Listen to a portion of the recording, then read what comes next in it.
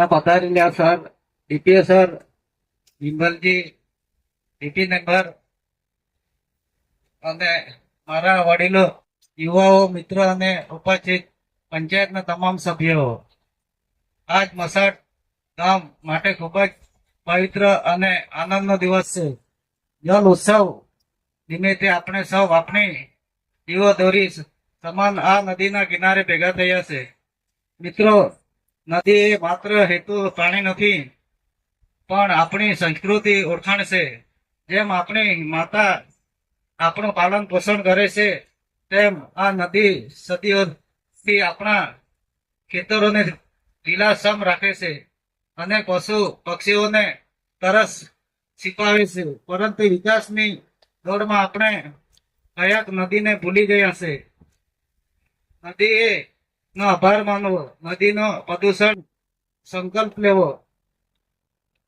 આજે હું સરપંચ તરીકે આપ સૌને અપીલ કરું છું કે ચાલો આપણે સંકલ્પ લઈએ કે આપણે નદીમાં કચરો નહીં ફેંકીએ અને પાણી બગાડ અટકાવીશું. જો આપણે આજે જળ સજાવીશું તો આવતીકાલે જે જળ આપણી આવનારી પેઢી સાચવશે. જય હિન્દ, જય ભારત. ભારત માતા કી, ભારત માતા કી જય.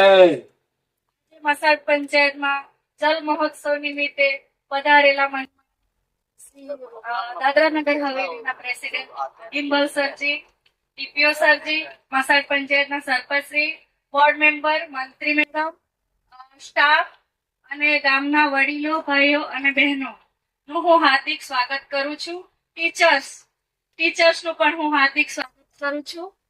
આજની આ જલ મહોત્સવ 2026માં ગંગા મૈયાની ઉપસ્થિતિમાં આપણે માન્ય પ્રશાસક શ્રી પ્રફુલ્લ પટેલજીના માર્ગદર્શન હેઠળ આપણે આ મહોત્સવ ઉજવી રહ્યા છે.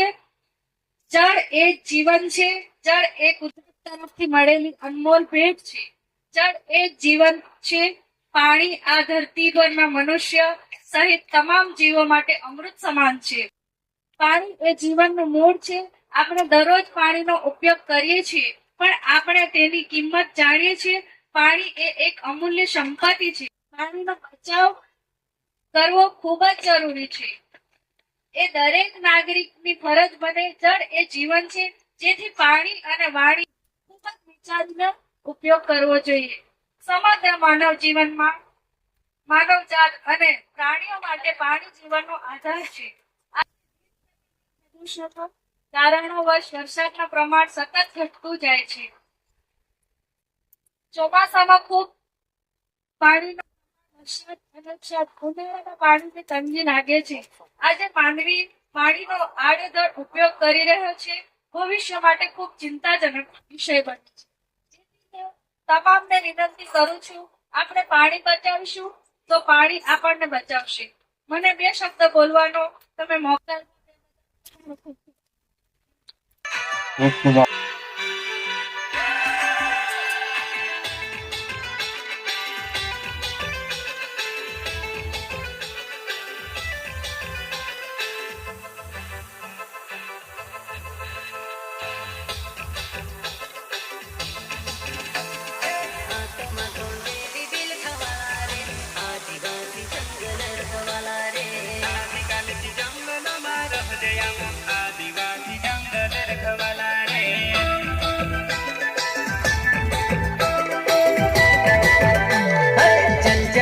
जमीन काज तुझे रे आदिवासी दुनिया ने रखवाला रे देव खतरी काज तुझे रे आदिवासी सब निराला रे